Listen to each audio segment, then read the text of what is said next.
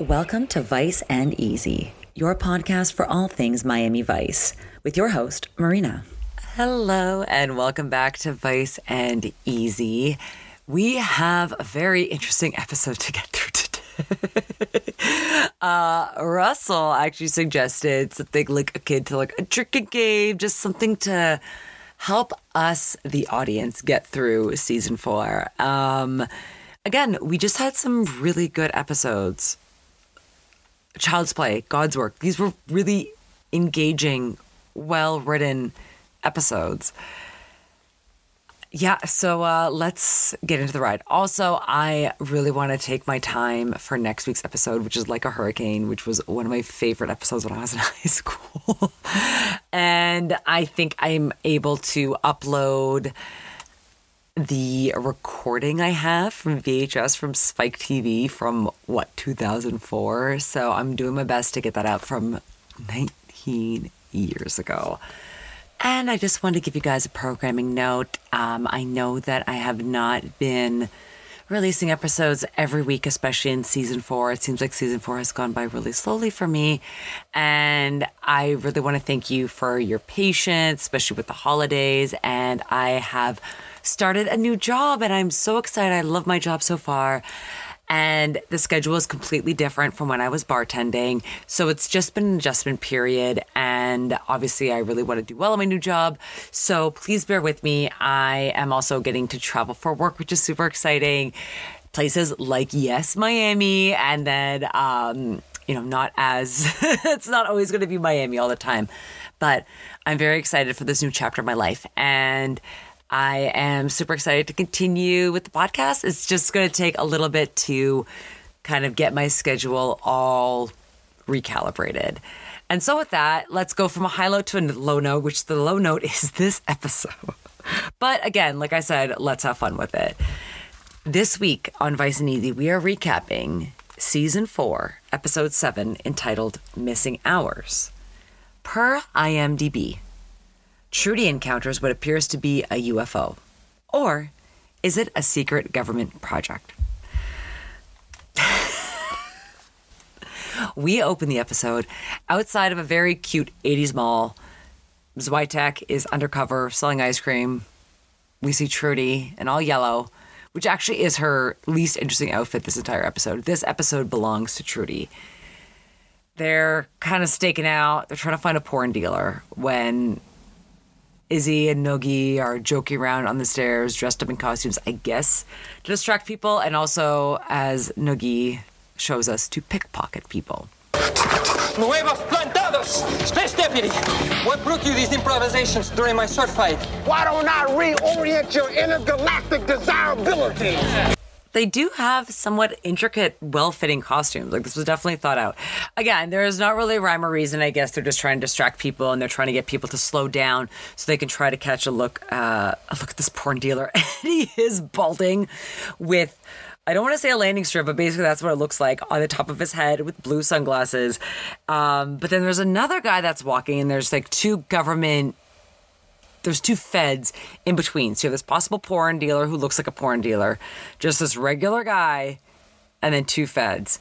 This regular guy, though, gets super heated, literally heated. He rips off his shirt upon seeing Noogie and Izzy freaking out in public, with children around, with crowds around.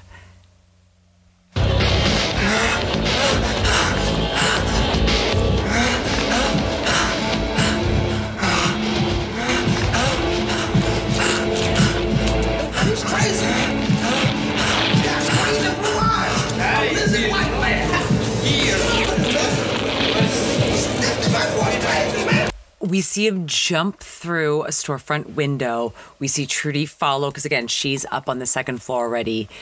And she freaks out, calls Switek for backup, and then we don't really see what happens after the intro. We're at the coroner, so obviously we know what happened, unfortunately. And the coroner is saying that the cause of death was a heart attack. Trudy's like, I saw blood gushing out of his neck. I know what I saw. There's no way that could have been a heart attack. When they look at the body, it just looks kind of like a surface wound. Like you can even see in the gallery, like it's very mild. What's going on? And Trudy is insisting. She's like, I know what I saw. I know what I saw. Theme of this episode. Then we go back to OCB, where Izzy and Noogie are rightfully cheesed. They're not getting paid, even though they helped in this situation.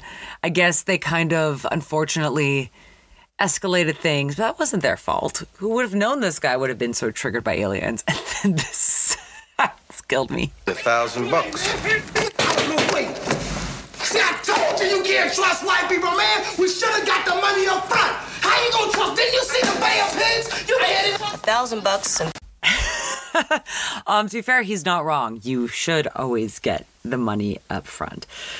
So at OCB, as they're kicking Noogie and Izzy out, Trudy is going through Akers' info. Akers is the guy that ripped off her shirt, freaked out, and died.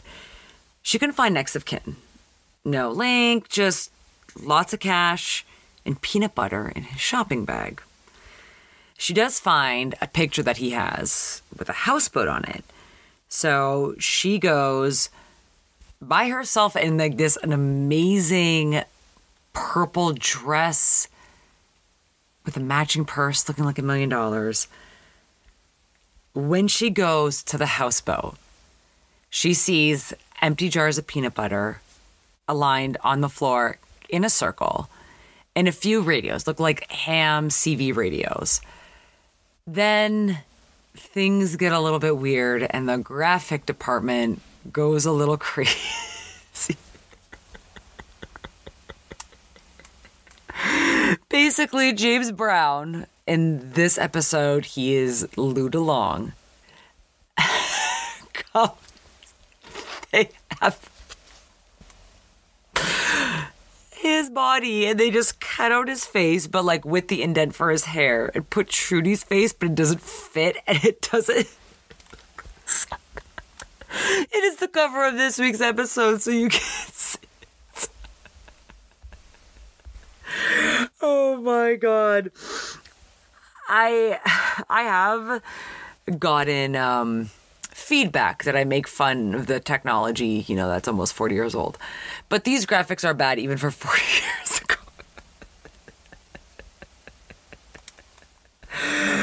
Oh, man. So while Trudy is going out with James Brown, doing whatever she's doing, Akers' wife goes to OCB because she wants to talk to the officer who was with her husband when he died. So she wants to talk to Trudy.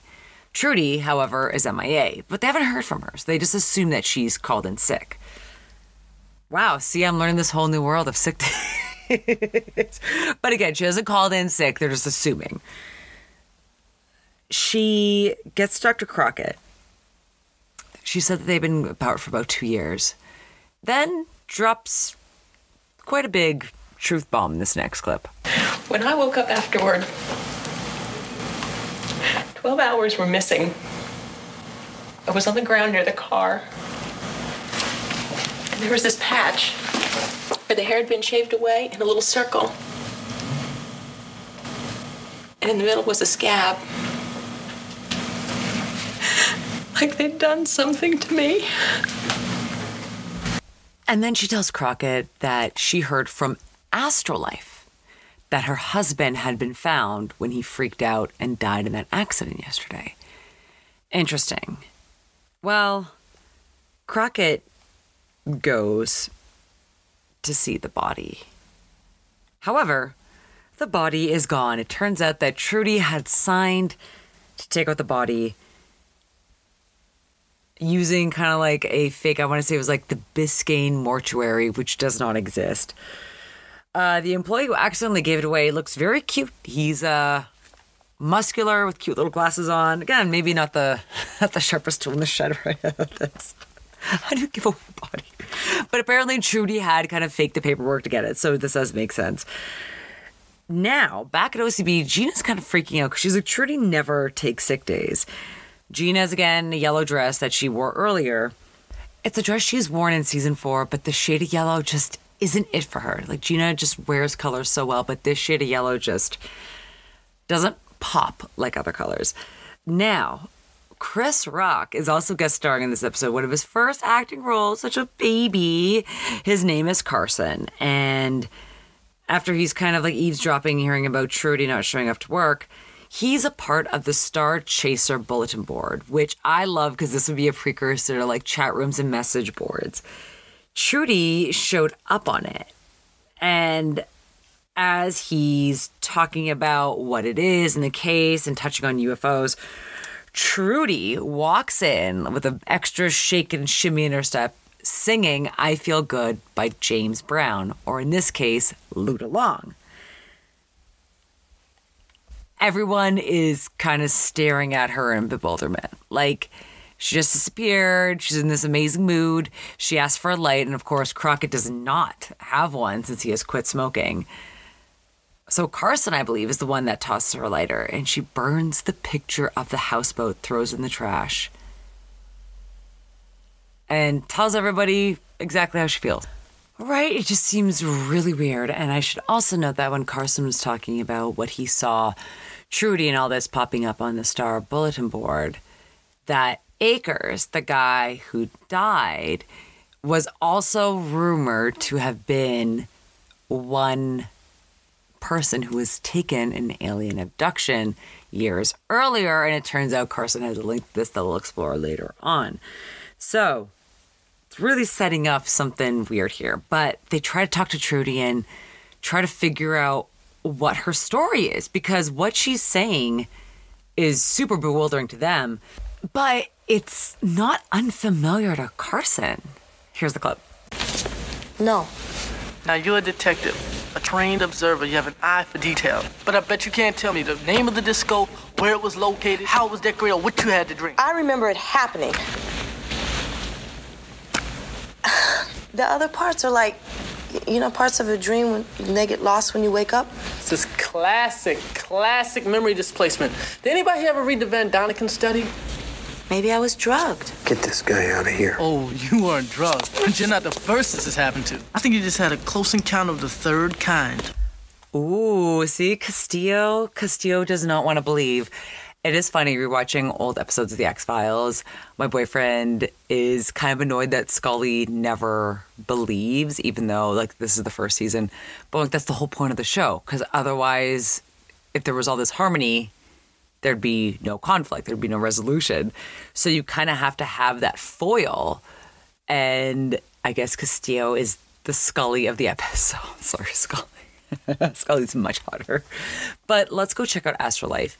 It's not really what it seems at first. Like, we get a glimpse of it. It looks kind of like a talk show with Luda Long, who is James Brown. And again, famous singer, older in his age, I guess. And he's also written books, as we find out later on in the episode. So Crockett and Tubbs are in the audience. And listen to this. For a few hours aboard the spacecraft, well, we felt right at home. Honestly, it was the most fulfilling sexual experience of my life. I think it saved our marriage. What lucky people you are. To be among the chosen. Where do we sign up? Also, the interesting phrasing of being chosen is very interesting, because the experience that Akers' wife had made her feel othered. And you kind of become into this select network of people.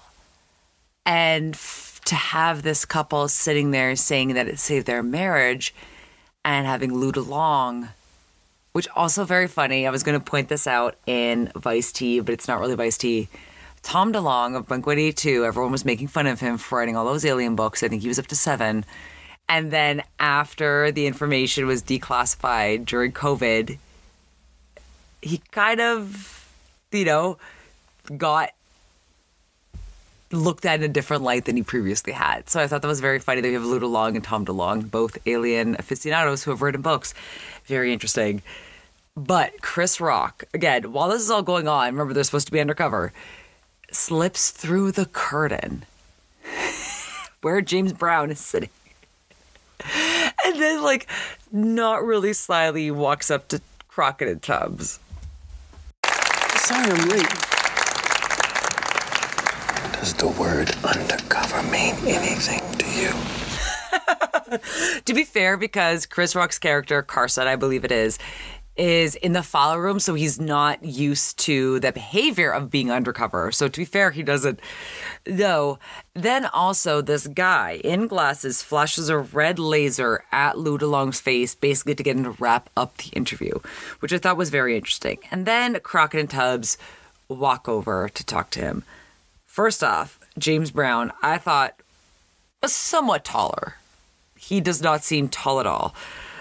Number two, he still looks great. I'm not sure if that's his real hair or not. I really want to say yes, because it looks so thick and healthy and shiny.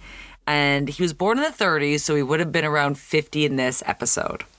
Could go either way, but it doesn't look like a toupee. Also, his pants are very tight. But they want to talk to him to see whether or not he actually had met Trudy, if he actually had gone to the discotheque with her. He does respond that, he has met a lot of ladies in his life, but yesterday he was home alone. He was on the couch.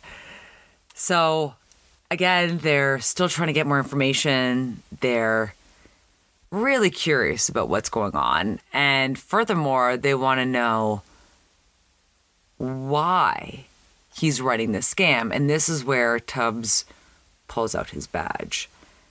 This is when he starts to be a little bit more open with how he feels. Also, trigger warning for sexual assault. You've been through it. Been through it? You mean you took a ride? I've been a lot of places. Rockstar, revivalist. And now I can't say exactly what did happen. But personally, I thought it was more like being raped, and I don't recommend it. Wow, is just all I'll say. And they're going to take him to meet someone again for the first time. That someone being Trudy, who is with Gina at the time. They bring in Lou, and she just goes, "But you're old." And even worse, this is his response. I have listened to this clip 6 times, and I have no idea what the hell he's saying. But you're old. Well, they work on my photo a little bit, but after all, don't everyone? No. That's not you or him. Oh, one more time. Well, they work on my photo a little bit, but after all, don't everyone? Okay, so it's like something to like, well, I've been working on my form a little bit. Like maybe I've been working on my form a little bit. I have been losing my form a little bit. Doesn't everyone? But like, that clip is just saved us. What the hell is he saying? Okay, but so she explains, like, look, we went to the disco, you played I Feel Good for Me on the piano, you came back to my place, and you signed the record that I've had since I was 13 years old. She looks at the record, tries to find the signature. She's upset. She can't find it. And, oh, man. I do feel bad for her. I'm also very surprised that they were able to get him to cooperate so easily, just to have him go to this random woman's house. But I guess, with the Afterlife, there is that connection. If this is what he's preaching, he better practice it. And then aside from that, it's that he has a similar graphic experience that Trudy has, with kind of like the weird purple light and the static images and the face cutouts. So what's going on? Since he's already alluded to the fact that he has been through it, that he has been abducted, he has had a close encounter with a third kind. This is interesting. Is this a kinship? Is this something that they share now? Well, let's get back to OCB. Once again, the negative Nancy of the group, Castillo, still doesn't want to hear it. When he tries to get the address for the houseboat that Trudy went to, well, she doesn't have the address of it.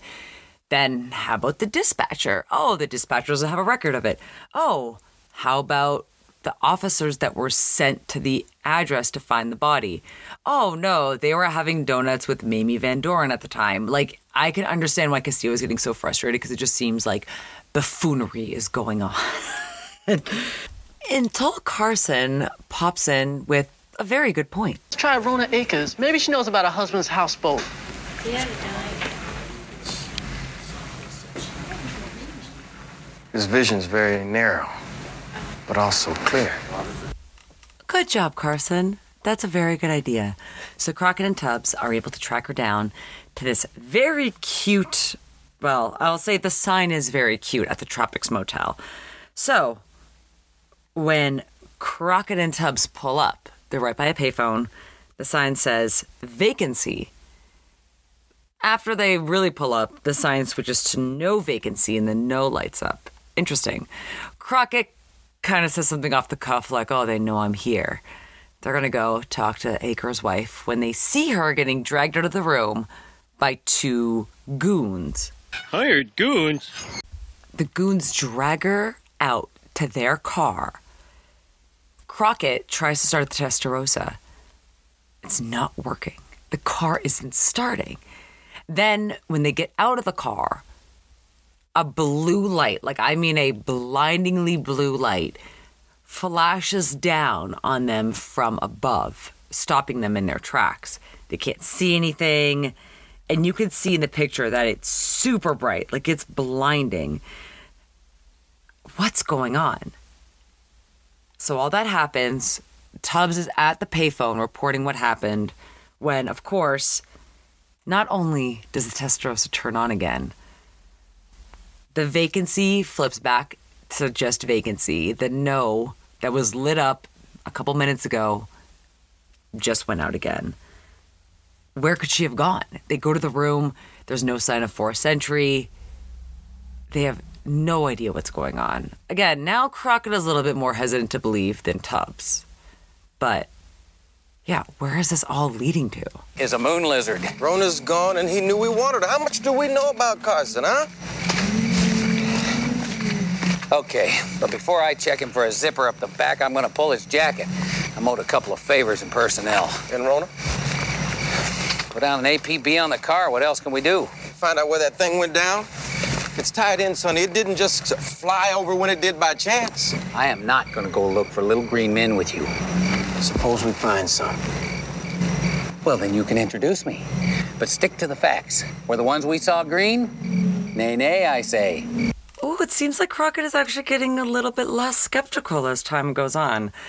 Let's check in with Trudy. She is fast asleep, sitting up as she fell asleep, reading Naturally Missing Hours, The Truth About Flying Saucers by Lou DeLong. I'm going to pick a little bone here that the book cover is The Truth About Flying Saucers, but there's not a flying saucer on the cover. Yeah. Right? That's, I don't know. Don't you want to showcase the thing you're writing about? But I digress. Now, this music is blasting. And we see Gina get up and, like, hit the radio multiple times to try to get it to stop.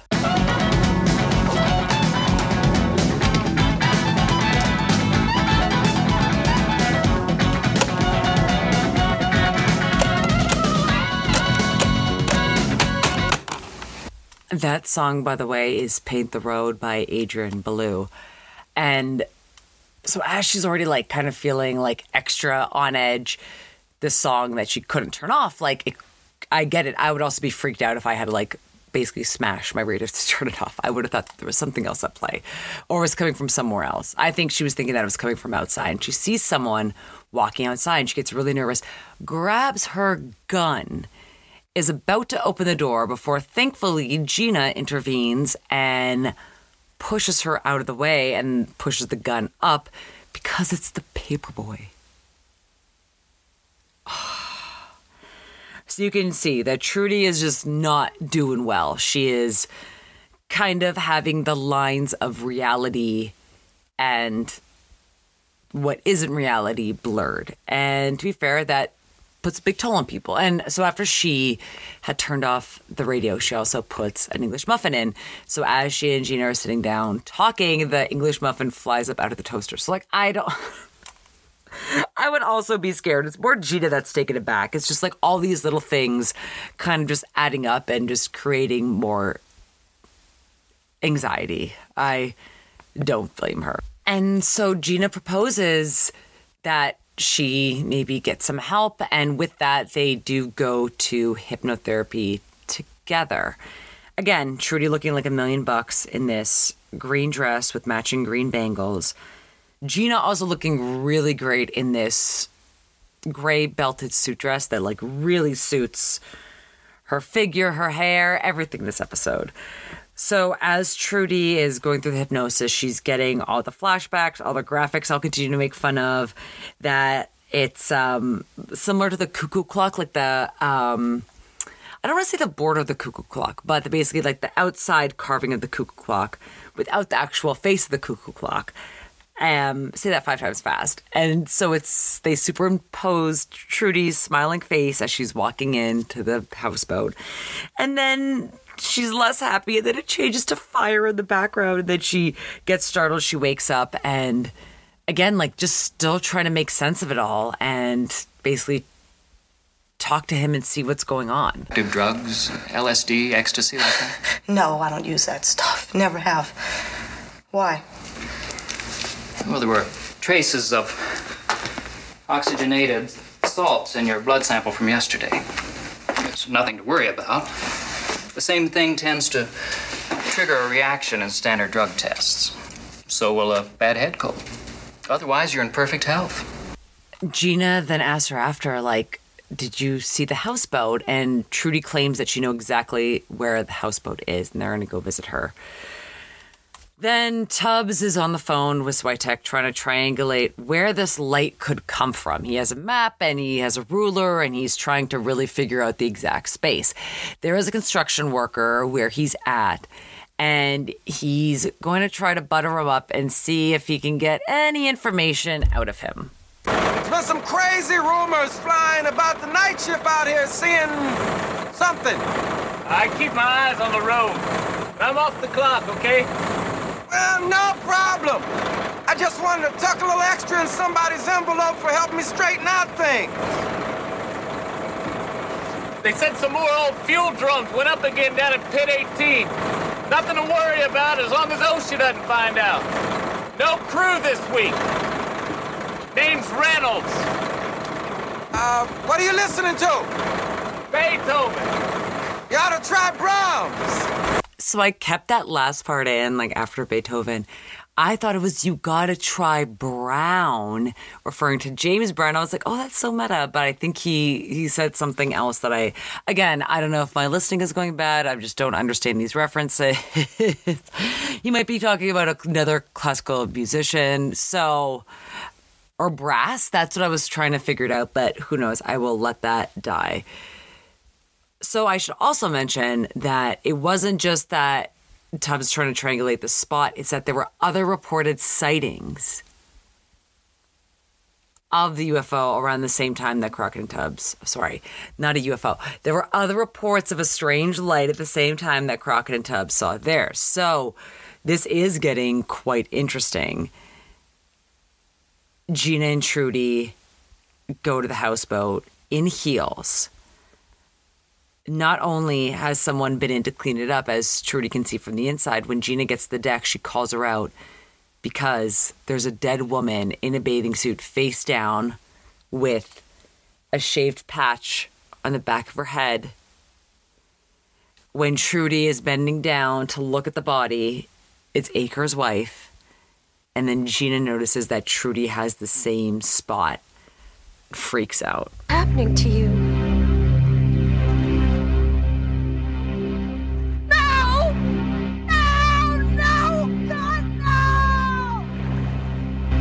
Ooh, and this is when we cut into Carson, at Astrolife, sitting down watching something. He's being escorted by the gentleman who I believe has something to do with ownership of it, because he was the one that was flashing the red light laser into Lou DeLong's eyeballs at the same time he was hosting something, trying to get him to wrap it up.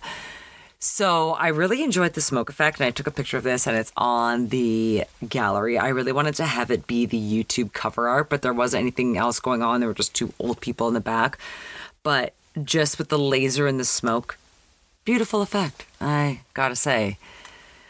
Well, let's hopefully get some answers. So Tubbs is going to what looks like a quarry to meet Lou DeLong. He's sitting on 2 stuffed manila envelopes together, so they form a triangle.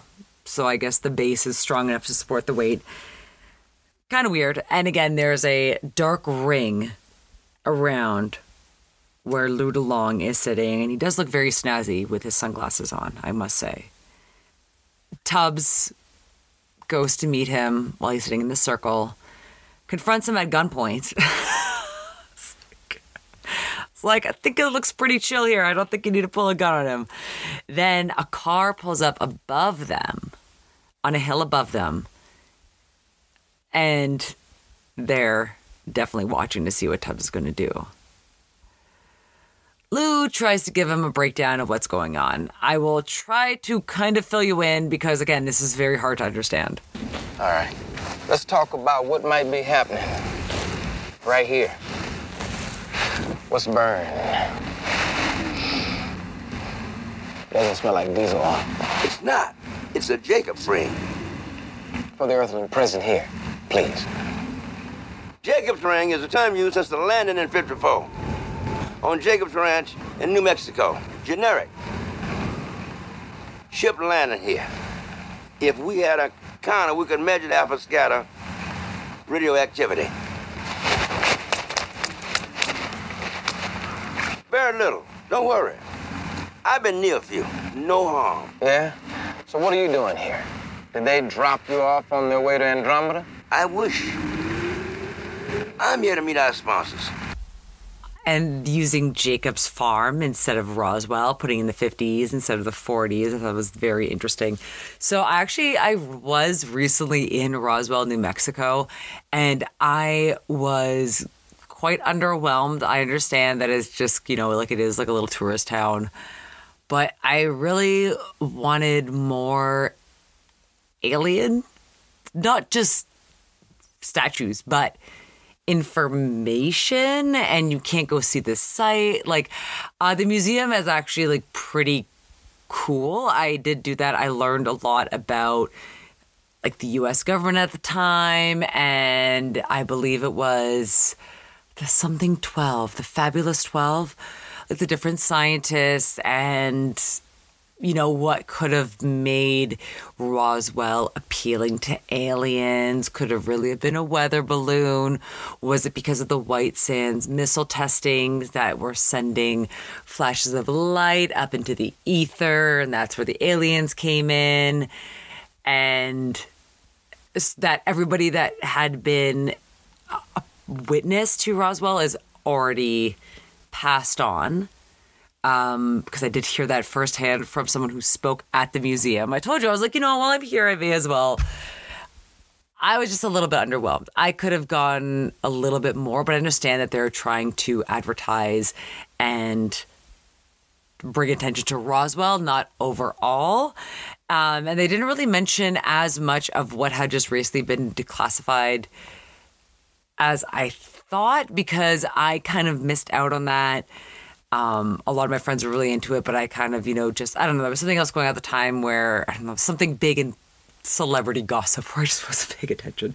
So I would have wanted a little bit more of that. Don't know if I'd ever go back. It was cute. I got little stickers. I have cute stickers for a water bottle. I have cute gifts. But White Sands National Park, 1,000,000%, I highly recommend you go. I really enjoyed Carlsbad Caverns as well. The Guadalupe Mountains were cool, but definitely my ranking would be White Sands National Park, and that is not close to Roswell at all. Then Carlsbad Caverns, which is quite close, 2 hours-ish, and then Guadalupe Mountains, which is super close to Carlsbad. So that was my little trip. I did get a lot of cute souvenirs. But I could have done some more aliens. But I liked that at the museum they talked about the Roswell TV show, the X-Files. It's like, okay, this is all the stuff Also, I recently realized rewatching the X-Files, I was like, oh my God, I used to watch this at my grandma's house all the time. And I was like, wait, I was like 8 or 9 when I would go to my grandma's house for the summers because I started going to summer camp at either 10 or 11. So I was like, oh, I was just watching X-Files and Unsolved Mysteries and America's Most Wanted unsupervised on Saturday nights at my grandma's house. I was like, that's might have been a little too young for some of those episodes. You know, they can be a little bit brutal.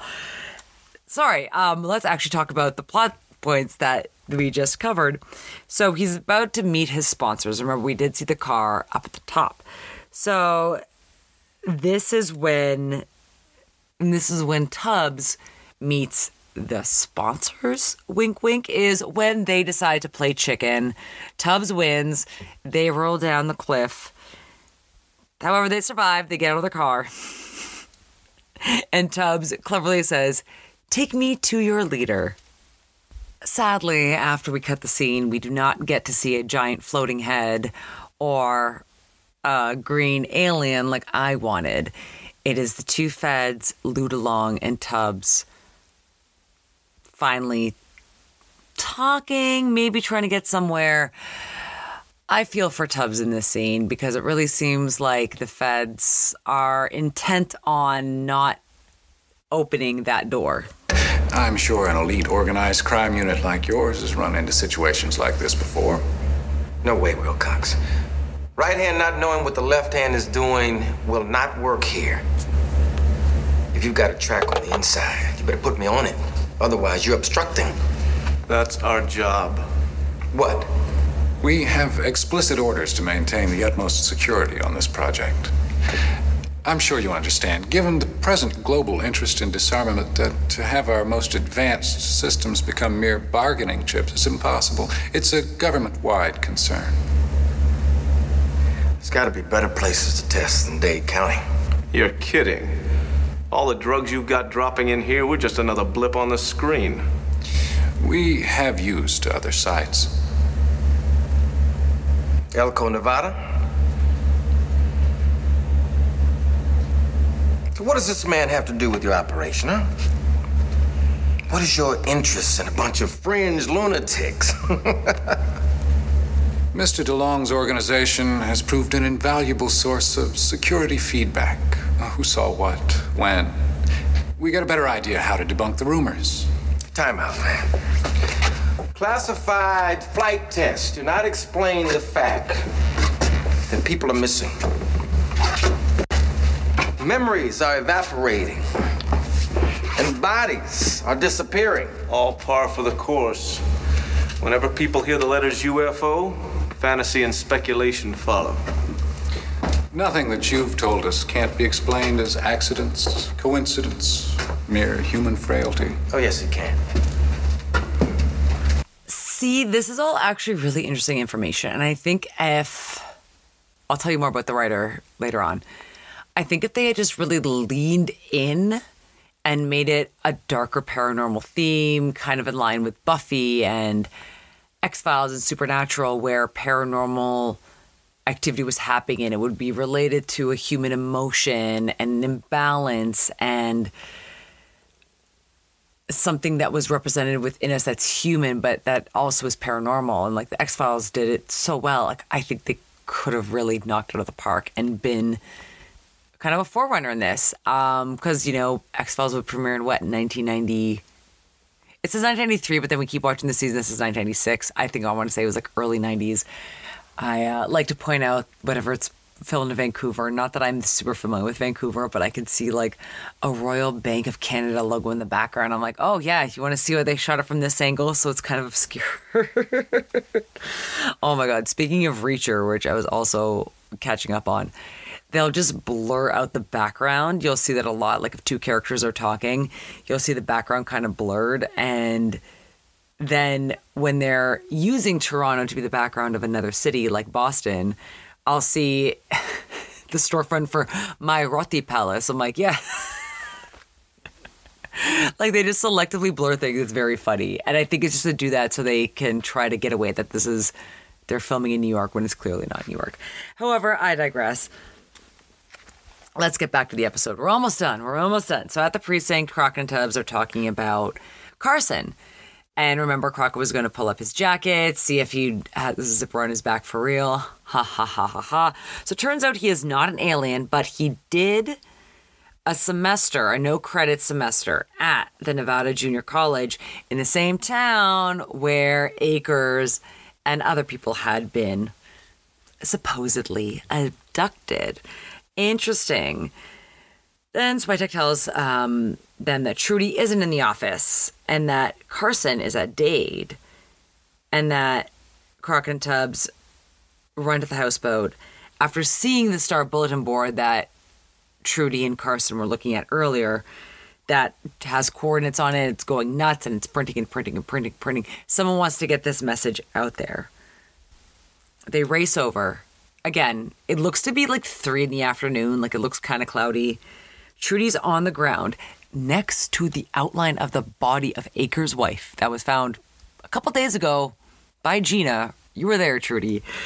She's on the ground looking at stars. And again, make this a nighttime scene and that actually makes sense. Because what stars is she seeing at this time of day?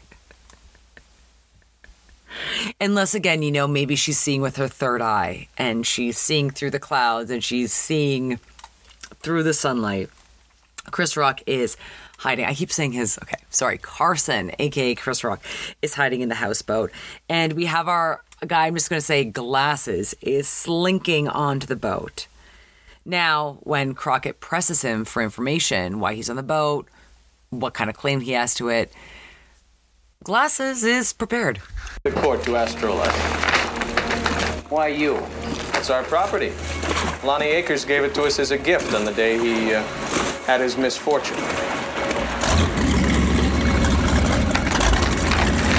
Okay, it's all yours, pal. But this guy and the girl upstairs are going with me. Hey, take it easy, pal. I'm just checking you for a zipper. Get up. Naturally, he was saying that to Carson as he was hiding.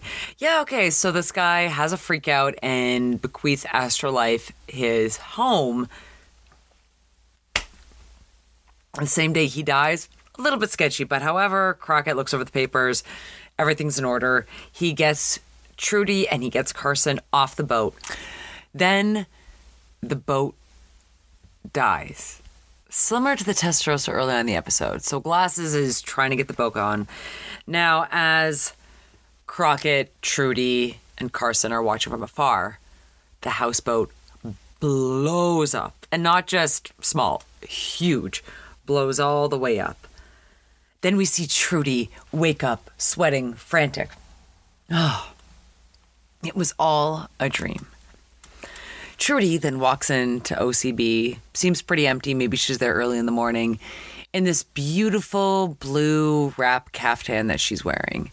Sits down, checks her messages. Opens her drawer to see an empty jar of peanut butter and a picture of the houseboat inside. She looks up alarmed, freeze frame, end of episode. All right. And with that, let's wrap up this episode. All right. So do you all want to know the Disney connection that this episode has? This episode was written by Thomas Dish. When I was looking him up on Google, his works were popping up underneath. And the first one that popped up was The Brave Little Toaster. I was like, no way. So it turns out he actually did write the novella, The Brave Little Toaster, that was then almost acquired by Disney, but it ended up being acquired by Hyperion, which was like a subsidiary sister company, and then released. This was one of my favorite childhood movies, and it is very dark and very messed up. So I was like, wow, I've never read the novella, and I've just heard about it 30 minutes ago. So I'm really curious to see what caliber of writing it was. This guy, unfortunately, sounds like he had a very sad life towards the end. So it's a little too sad for Vice-T, but it sounds like he had an interesting life, a little bit of beef with Philip K. Dick. So if you're into sci-fi, definitely check that out. And if you have read the original novella of The Brave Little Toaster, I would love to hear your thoughts, because that movie was very instrumental in my childhood. That I'm watching X-Files at 9 years old, and this is why I am the way I am. Now, I also thought it was very funny. I already pointed it out. Lou DeLong and Tom DeLong, gentlemen that, do you ever play Connections? It's kind of in the same category as Wordle in the New York Times games. Be like DeLong and DeLong, like Lou and Tom. DeLongs who were initially doubted about aliens. Thought that was very funny. And speaking of Roswell, there was this huge bookstore that was super cool, and they had really cute, kitschy stuff as well. They had, I want to say 5. No. They had a couple of Tom DeLonge's books. Did not buy them. Curious again to see, because again, we all wrote him off at the beginning, and now look who's laughing now. James Brown. Again, a lot of the Vice-T's pretty sad. A lot of women beating. A lot of domestic violence. I do remember the last possible wife. I was like half-assed reading this Wikipedia post, like, oh, I remember this, because like 2003 was like peak celebrity gossip, where they were married, but technically she committed bigamy because she was still married to someone else. And she went on Larry King Live. Like, I remember all that pretty vividly. And I kind of lost interest halfway through reading of it, whether or not she got the estate. Maybe I should have paid attention to that. But also, yeah, he was so handsome when he was young. And you have to remember that in this stage, like, he was in Rocky IV. Living in America was also written by Dan Hartman. I was like, oh, wow, that is... he made those residual checks. And Chris Rock, like, I didn't want to get into the slap because I was like, oh, it just feels so overdone. I love Chris Rock. What can I say? I'm on Team Chris on that one. Moving on, let's get to fashion. Now, the winner of this episode, hands down, Trudy. I think her green dress is her best look, along with the purple. She just works those jewel tones really well, but she looked great in everything. The weakest outfit she had was the yellow one that she was wearing at the beginning. That shade of yellow is not working for any of the ladies on Miami Vice. Let me tell you that. 40 years later, guys, just throw that out the window. Throw that color out the window. Lou DeLong wearing very tight pants. I was like, is that an outline of his junk? And I was like, yeah, it was just not flattering. I, for one, would not want to be filmed in white satin under bright camera lights, so I understand. And then Crockett didn't really bring much this episode style-wise. Tubbs looked handsome, but this episode, all about Trudy. Now, for music, we obviously have James Brown, I Feel Good. And then we also have the other song, Paint the Road by Adrian Belew, which is the one that Trudy couldn't turn off on the radio. Naturally, I'm going to go with I Feel Good by James Brown, of course. Now, quote of the episode. I have a few options. See, I told you can't trust white people, man. We should have got the money up front. How you gonna trust? Didn't you see the Bay of Pigs? Option 2. Well, it worked on my foot a little bit, but after all, don't everyone? So I remember when I played that clip and I was like, oh, I think I'm understanding more of what he's saying. When I just replayed it again, I think that all just went out the window. This is option 3. Does the word undercover mean anything to you? Whew. Now, this was tough because this, I believe, is Noogie's last episode ever. But I have to give it to James Brown, or James Boomhauer Brown, as the quote of the week. Well, it worked on my foot a little bit, but after all, don't everyone? So the don't everyone does stick a little bit more in my brain as I watch that for the millionth time. And with that, we are wrapping up Missing Hours Season 4, Episode 7 of Miami Vice. I hope I could make this palatable enough for you to get through. And I look forward to having fun, and let's make fun of Season 4 and 5 together. We can always go back to the heyday but let's just have fun with what's about to transpire. And once again, if you want to follow me on all things social, you should. It's going to be at Vice and Easy Podcast. Don't forget to check out the gallery for this episode and every episode within the description notes, and to like, to subscribe, and to leave a positive review wherever you get your podcasts. You can subscribe on all major podcast platforms, including YouTube. Look forward to going over like a hurricane with you. I am very excited. Teenage me is very excited to do this episode.